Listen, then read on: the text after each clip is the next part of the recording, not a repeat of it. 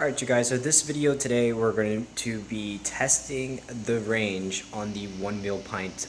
Now I have it fully charged, it's ready to go.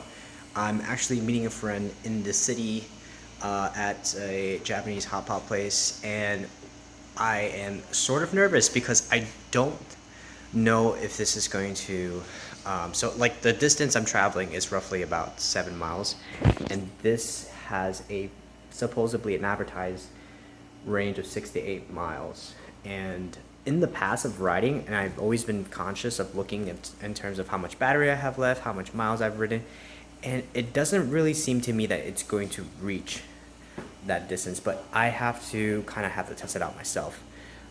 So that's what I'm planning on doing, and most of it is going to be uphill because I am traveling from Brooklyn to Manhattan, which is mainly uphill.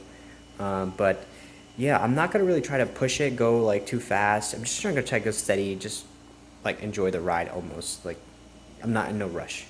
But hopefully I'm able to get there, and with some battery. I have my charger I bought with me. Hopefully there'll be an outlet while we're sitting down and eating that I can charge it.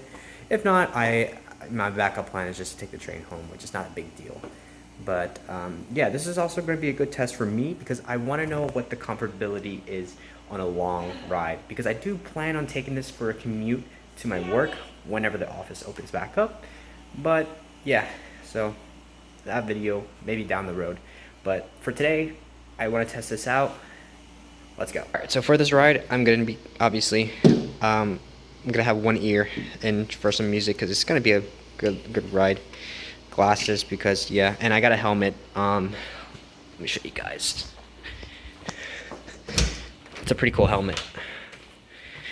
The sides fold. Roads are not smooth, I'll tell you that. That's the one thing you gotta be careful about riding around in the city. Be really mindful of what's ahead of you. Potholes, cracks, everything. You gotta be really cautious. Here's a nice scenic view of almost downtown Brooklyn. This place is like very popular for food. I wouldn't really say more like shopping or anything. It's just more of like food.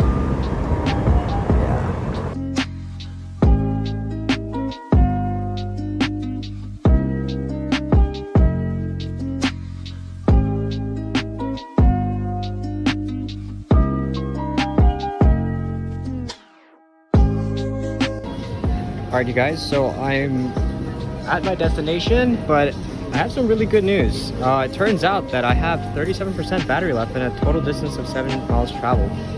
That is crazy. And it says I have 3 miles left, but I'm sure if I get like about an hour charge, I can probably get back up to full battery and then go back home. But yeah, so far so good. Good job. Well, you guys, if you guys cannot tell, I am in the train.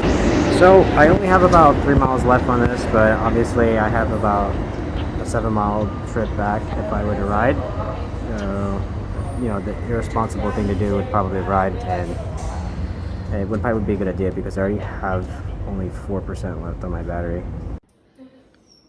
So I don't actually have like a actual like a summary of how long I'd ridden, but I got roughly about 10 miles of range. I know it got only 7 to get to the place, but when I was there, I was letting my friends try out the board, and you know, like pretty much just like roaming around the city as well. Get to my train station. All that I think adds up to about an extra mile. So I'm gonna just top it off and say it's about 10 miles of full range that I got today. And all I have to say is you did great.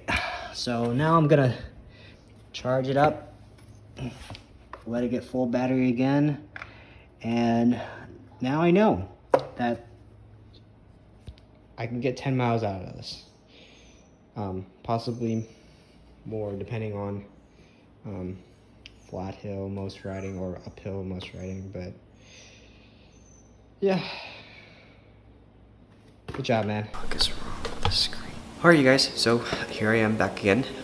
This is being shot the next day, but I feel like I had to include this clip in it because I need to do a comprehensive review of the entire ride and kind of share my experience better. First thing I want to talk about is the comfortability. So in terms of that, I feel like I would rate this this experience about a 7 to 8 out of 10.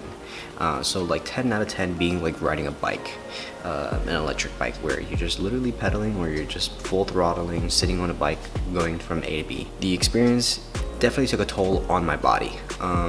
There's lots of times where I was in awkward stances that I haven't had long exposure to before.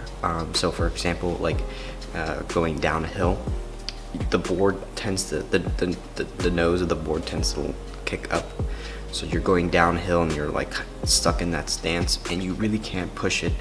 You can't really push the nose down anymore. Otherwise you'll be exceeding the maximum speed, and who knows what can happen there. The bumps, especially when I got to the bridge, like really made a difference. It was actually, I mean, I feel like I just gotta get used to it, but it was like bumps after bumps, and like on the one wheel, if you're not used to hitting bumps as often, like when you're riding on the pavement or the sidewalk, the bumps hardly unnoticeable. But when you're riding on the bridge, the gap seems to be a little more separated, so you feel the impact of each bump every single time. What else? Reliability. So, did I get to my destination on time? And whoops. Yeah, I got to my destination on time. It was a 7-mile trip.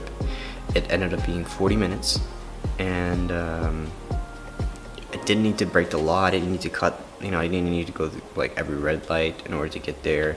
I took my time, and yeah, I'd say it's pretty reliable. You can get to your destination on time.